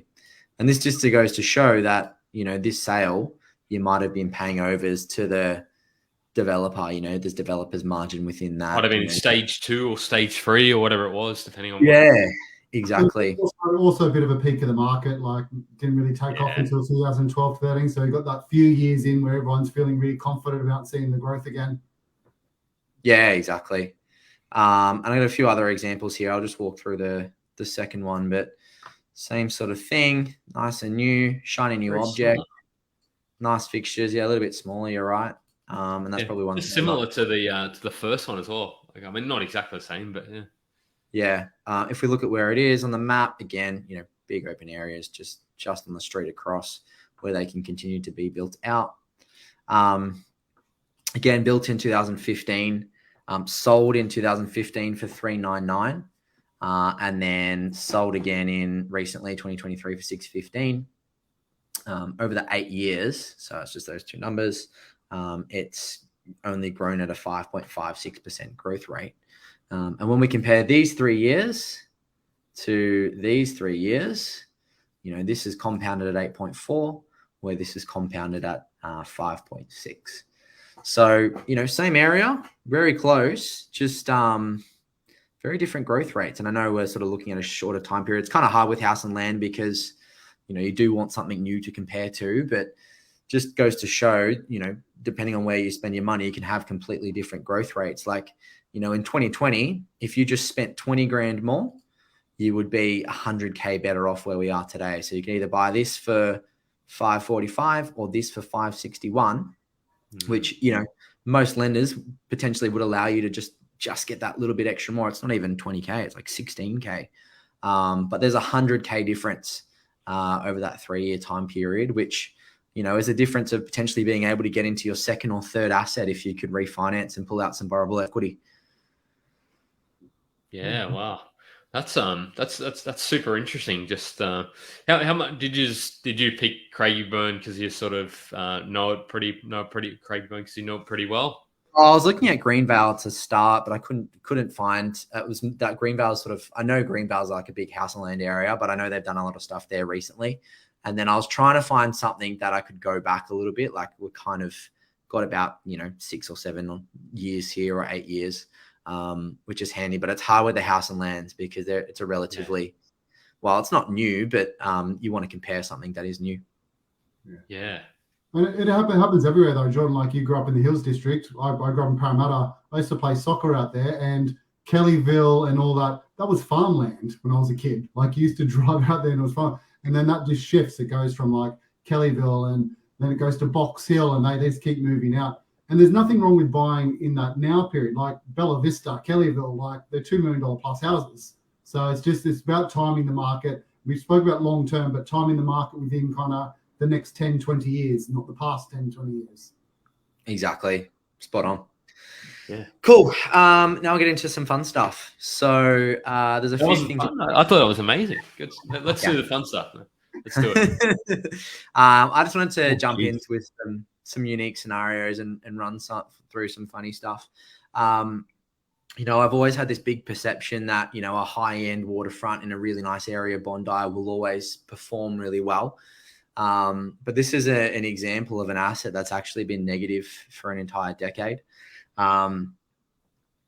It is an apartment again, but it does, you know, have magnificent views. It is like a penthouse almost. Really, really nice internally. You know, it's selling in the $7 to $8 million range. So, you know, really, you know, fundamentally nice asset. You know, it is the penthouse. You're right. In Bondi as well, you know, where you'd think, geez, you know, that should perform quite well. But it's sold back in. I just want to have a look at the dwelling profile. So there's about 35 other structures in there as well, and a 55% owner occupier rate. But it sold back in 2006 for 7.7.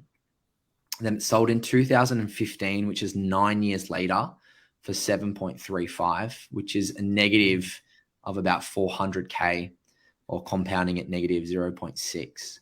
And then this person sold it a year later, might have done like a, I don't know, renovation or something, but don't know why you would pay that much stamp duty to sell it a year later, for 7.5, 200K difference, and grown at sort of 3%, but still negative. And still over that decade period, it's still negative and compounded at negative 0.2%. So really important, because we can talk about those fundamentals. You know, you want to be landlocked, you want to be in a really good location, you want, you know, water views, amazing views that can't be bought. But, you know, this really goes to show that even high wealth individual assets that you'd expect to do well can underperform. I'd be interested to have a value that now. I actually think it's probably less. It's probably gone down 20%. Yeah, I tried to go on to, like, I hate using AVMs, but I tried to do like an AVM to sort of see what it'd be worth, but no one wanted to give me an answer. There's not enough comparables, and that's the thing. And with these high net worth ones, like, you're talking about like 0.2% of the market that can afford it. So it's a different game, those high end ones. Exactly. And then I just wanted to compare this against, you know, an okay performing asset. This is over in Manly. Open for me.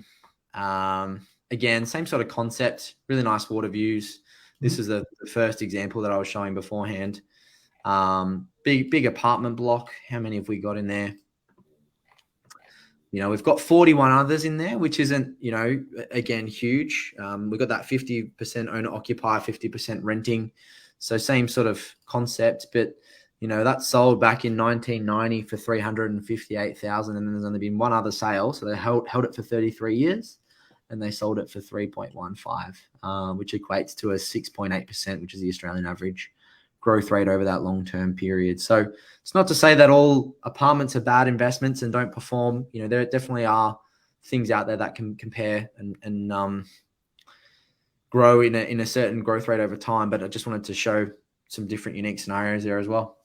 Oh, is that, I think the next one, is that like student accommodation, or is it that the large sort of... This one, I shout out to Mike Larry, if you're watching or listening, that you asked me for something that was in negative equity for 2 decades. But yeah, this is definitely some form of shoebox. Wouldn't be an ideal living scenario. But again, this is a common thing that a lot of people say is like, oh, I'm happy to get into an apartment. I want to buy in Sydney. If we have a look at where this location is, where's the actual listing? I don't know, maybe Dixon Street, Sydney. If we just have a look at where it is on the map. It's a common thing for a lot of the new investors that I chat to. They're like, oh, you know, everyone's saying I've got to buy Sydney. I've got to buy Sydney. I can only afford, you know, 500,000. got to get in there. I can be in the center of town. I'm near Darling Harbour. Like, this is going to be amazing. Lo and behold, this sold back in 2002 for 470K. It then sold again in 2015 for 395K. So holding for 13 years there, and essentially lost 75K worth of equity, compounding at negative 1.3%. And then it sold recently last year for 405. So the last person made 20 grand or 10 grand over a 7-year period. Again, only compounding at 0.4%, but overall, over a decade, so 20 years, it's still negative, which just blows my mind. When you throw inflation and the cost of living and opportunity costs, really. Oh yeah. Do you have any thoughts, Jordan, on why this one would be different to, say, like the Manly one? I know it's different price points and lifestyle and that, but do you have any kind of assumptions of why you think something like this wouldn't have had the growth, even though it's in a blue chip location, in quotation marks? Yeah, I think probably just really that oversupply story. If we have a look on the street where we are, just take a look at that, and you just go like, mate, when there is that many dwellings, and there's thousands and thousands and thousands of them, and they just keep building them, and there's always newer ones, there's always nicer ones. Americans build plenty, they're building more. Exactly. Regardless of the location, when there's a supply, not that there's a supply issue, but when there's an abundance of supply, it's just going to keep the prices low. It's just comes down to those fundamentals again. Yeah, I think there's probably a lifestyle aspect of it as well. Like a lot of, again, I'm very small sample size, but like my friends and things like that, they'd rather live in the Surrey Hills or the Rose Bays or those fringe ones where there's a real cool culture. Whereas those CBD ones, if it's just kind of like apartment city and that's kind of it, it doesn't have that kind of, I don't know, that want that most people want to rent there. It's kind of like Docklands or sort of South Bank in Melbourne, like pretty similar. Yeah, spot on.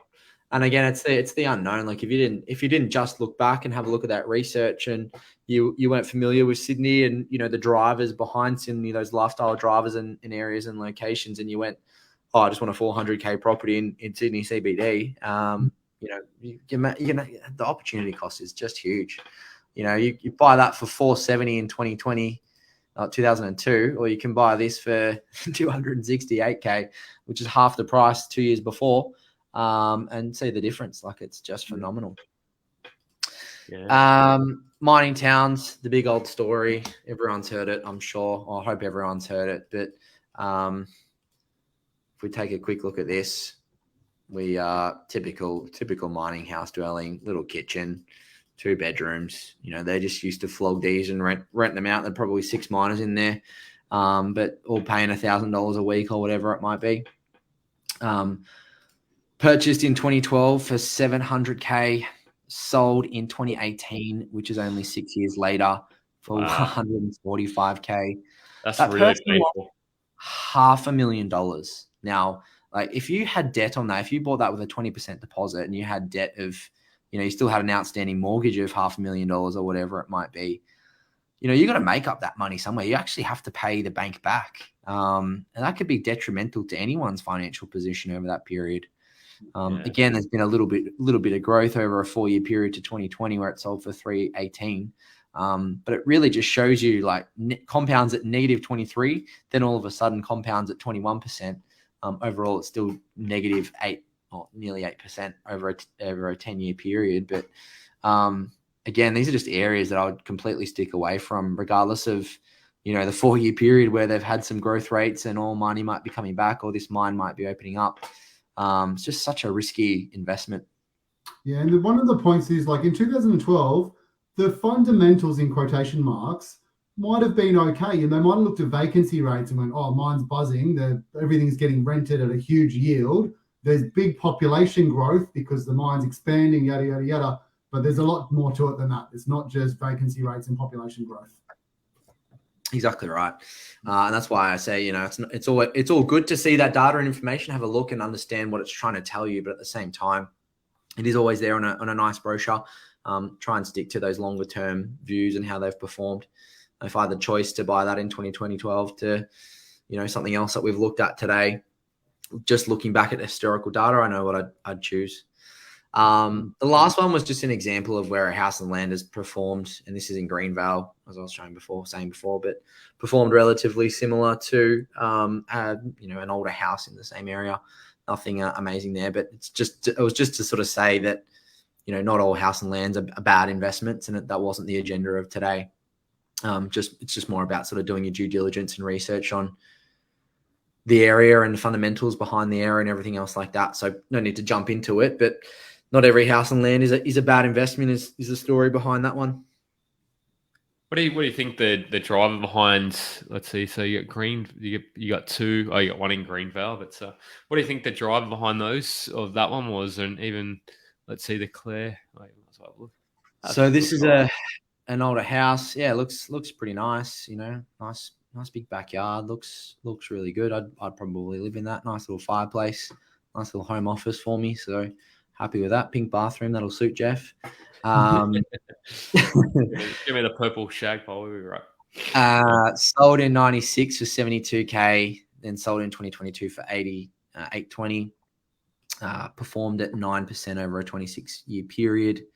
Then we look at the house and land scenario. Again.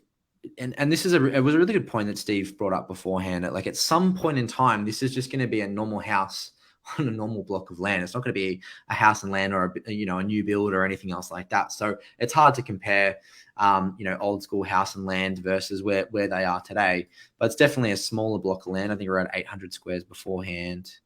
I want to see what this is. I think the point you're making is buying early on in a house and land package is fraught with danger unless you get it right. Later on, everything's been a house and land at some point, whether they've themselves and there's new land release. But like I said, that's part of the analysis is looking at the scarcity factor. Exactly. And we can zoom out of this and look at it and go, it's off the freeway. There's a lake here. It's not got land around it. But at some point in time, probably all this land was vacant and being built out. So you're spot on. It's mentioned, so like on that map there, you can see there's not that much kind of land to be released. You've got one side of it kind of blocked off, which is probably why these have had a bit more percentage growth than the other ones. Yeah, exactly right. Craigie Burn's just up here for anyone who was wanting to reference where we were before. So this was built, I've got different transactions and stuff here, but built in 2012, sold in 2016 for 686. And then over that 6-year period, it's compounded at 8.2% or over 18 years. You don't have the build and stuff like that, so I'm not even going to look at that. But that 6-year period performed at 8.2, and then over a 5-year period on the previous one performed at 9.3. So it just goes to show that exactly what Steve was saying beforehand. Some point in time, the house and land is no longer that shiny new object. It's a house and land and can still perform relative to all the other sort of houses in the same area. Yeah. There you go. That's been an absolute masterclass of analysis. Thanks I really appreciate you putting that all together, Jordan. You're a busy guy. I sat on one of your sessions the other day, and you're really you must just have an immense amount of the surfing must be doing you wonders, and good on you putting it together. So I want to ask both of you because I promised that I would ask this because you've had thousands of conversations about property. I've had a few as well. But what do you think for somebody sort of starting or relatively fresh in property investing today? The top sort of three, just off the top of your head, don't think too much, but what are the three key things you would give to people? You would let people know.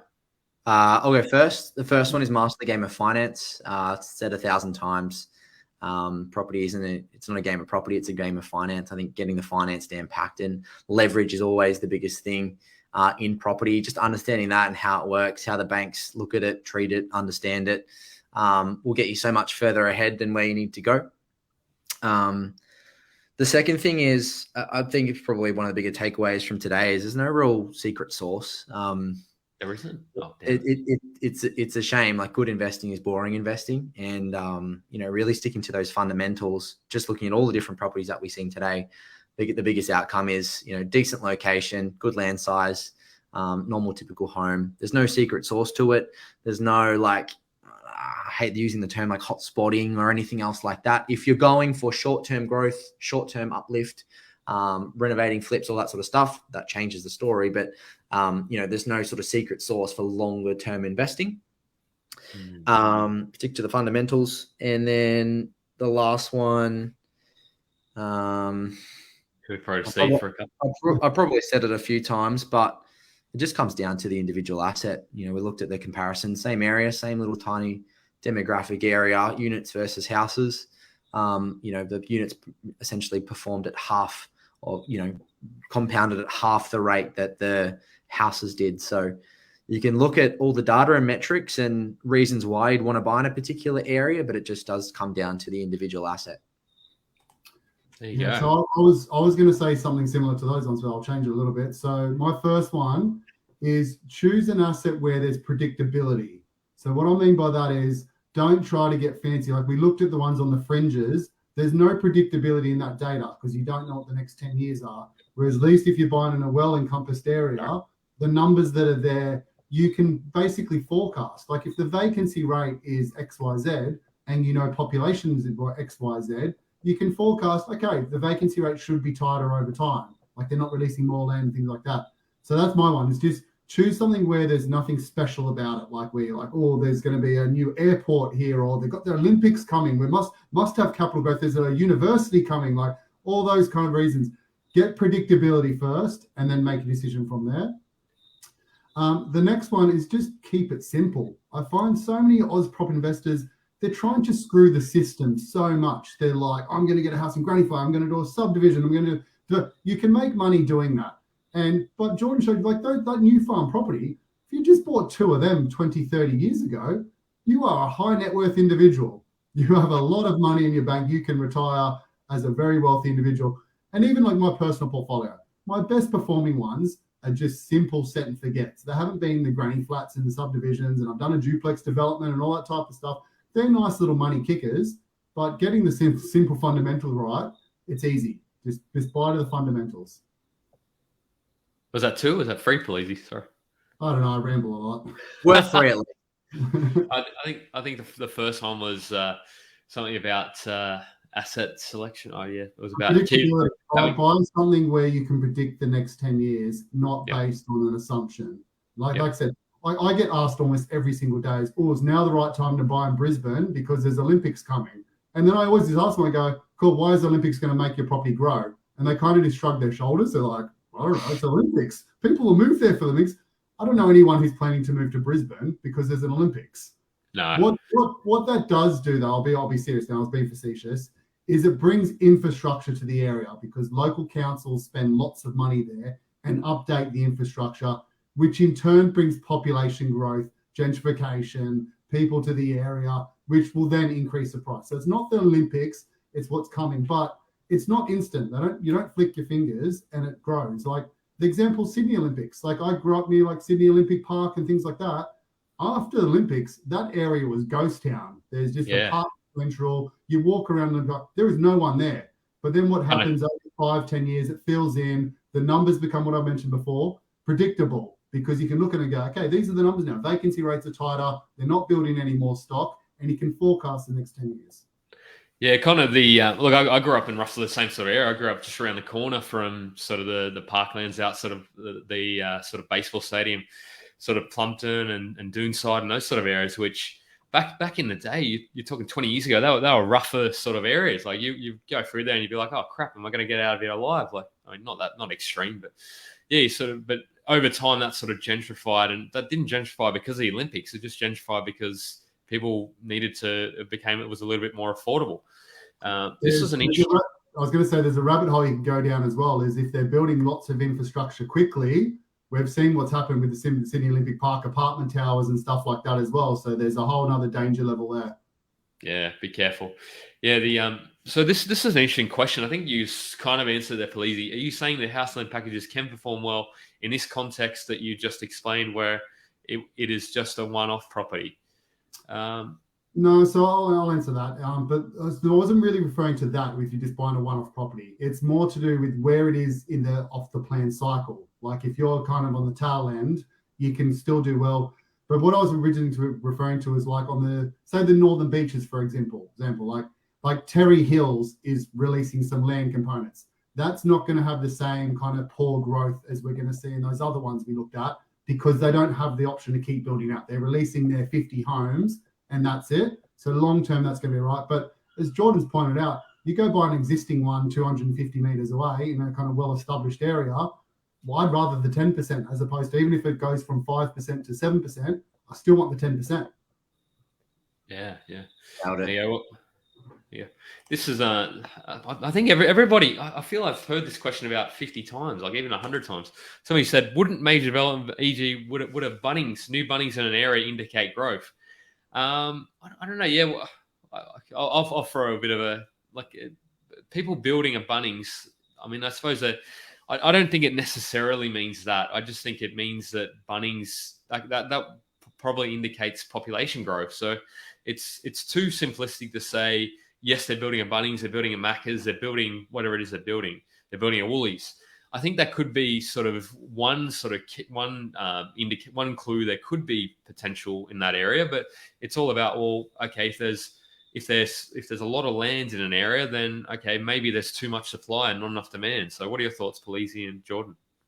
I'll put it this way: if the auctioneer is standing there in front of the house and they're telling you all the good things about the house, there's the ocean down here and there's a land there, the last thing they're saying, if they're ever saying it all, is there's a new Bunnings around the corner. It's not a primary driver of the price of property. There might be good metrics and indications around population growth, but if we do go back to that longer term, 30, 40 years, in 40 years time, you're not really going to be probably not going to be a Bunnings there. It's probably going to be something else. So, I don't know, maybe a short-term thing, but I'd always invest for the long term. I'd sort of say the opposite. Normally where they put new Bunnings is where there's new estates going in, because and they're right, that you do get population growth, but the population growth doesn't mean capital growth. Like we've been over this many times.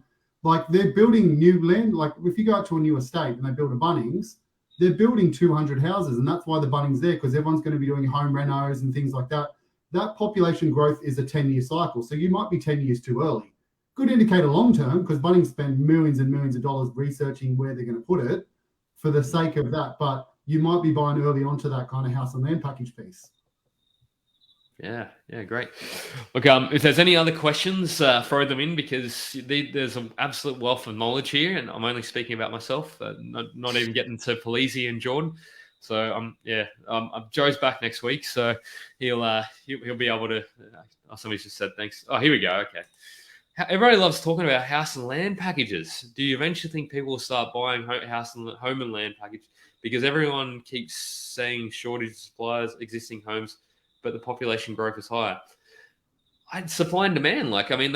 People might start buying them, but if there's so much land, I mean, Lee, I don't know if you've watched the start where Jordan talked through the different stages. Like that really made it super clear to me why there's challenges in buying house and land packages. So maybe if you're willing to wait 10, 15 years, but I think in the shorter term, yeah.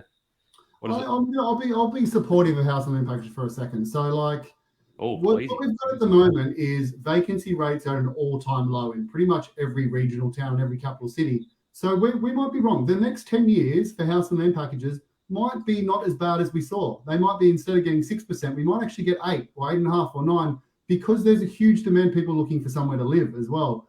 Then there's the argument of lifestyle changes. Like a lot of people working remotely now, so those fringe cities within kind of 3 hours of a capital city, they might take off as well. People move up on the east coast of Australia, and more people move to Perth because the beaches there and lifestyle stunning.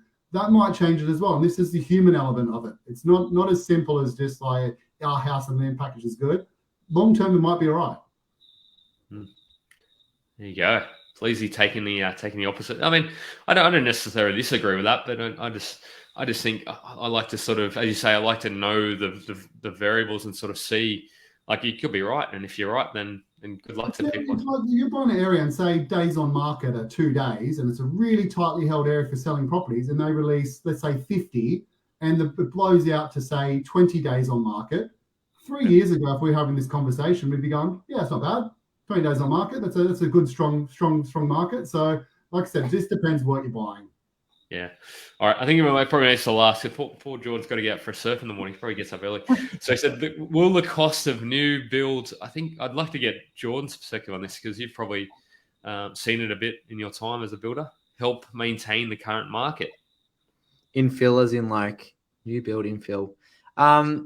Well, yeah, I mean, we do have a supply problem at the market at the moment. If you look at sort of the core logic charts, which I was looking at the start of this month, the number of dwellings on the market is significantly low. The problem with the builders in the industry, in the building industry at the moment, is like so many are going under. So many are struggling to get this supply out there and help their margins and continue to run strong companies. And so the cost, if you're talking about like the cost of increasing, I think it's actually a bad thing, because there's a lot of companies that are struggling out there, going under, unable to provide this supply, which sort of counteracts that supply and demand equation. So, really the only thing that's going to keep or maintain the current market is if, interest rates stay quite high, consumer confidence stays low, there's not a lot of demand out there, and the people don't want to list their markets or sell their properties in the current market.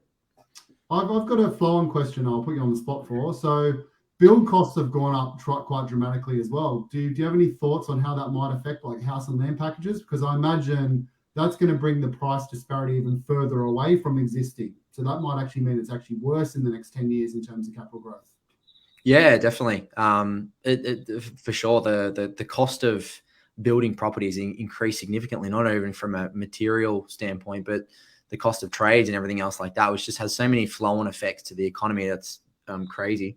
But I completely agree. It might even be worse to get into the house and lands now, just because there's probably not enough builders out there to keep building them, or they're going under, or the margins aren't high. Maybe they're building less. Maybe if they're not going under, they're building less. Maybe there's less jobs in a building company because they're trying to maintain their margins. Maybe they're happy to build less. So yes, spot on. It's definitely a concerning area. I see a news article every day of a company going under or something. Building less can also be a positive because it increases supply. And that means vacancy rates tighten. We've got less stock on the market. That pushes the residential market up as well. So there's two ways to look at it. Yeah, exactly. All right, gents. Let's. Here we go. Lee said, "Thanks for the answers." And yes, Steve, I was thinking the same question. There you go. Great minds. So, Jordan, what's the best place for people to have a look at what you're getting up to? I'm pretty active on socials, so LinkedIn or Facebook. I'm pretty sure, just add me on there. I'm always posting stuff. If you want to check out a little bit on what we do, go to gameplans.com.au. Work with both Joe, Jeff, and Steve, helping people build out plans moving forward. So you can talk to any of them around sort of building out a plan moving forward as well. But heaps of stuff on YouTube, heaps of content online. You can pretty much find me anywhere. But if you want to chat, more than happy just to chat on email or anything like that as well. Yeah, there you go. And Polizzi, thanks for co-hosting here, and we'll see you on the show in a couple of weeks. We've got young Mike Morklock coming along to co-host. So thanks really appreciate you putting it all together and just all the sort of wisdom you guys share throughout the years we've been running this. So yeah, Jordan, that was literally awesome, man. Like you've literally done something not simple, but I'm going to say simple that's proven the point that you can't actually argue with. Yeah, exactly. I love to keep it simple, and again, back to the fundamentals. And if people don't believe you, literally, like the data is not that hard to get a hold of. Choose a suburb. Any suburb you're thinking of buying, choose an apartment, choose a house, go through the history, do the exact same spreadsheet. It's not a complicated spreadsheet, and have a look yourself. Yeah, exactly. All right, everybody. Well, let's go and research and buy a property, as Joe says. So thanks for tuning in, guys.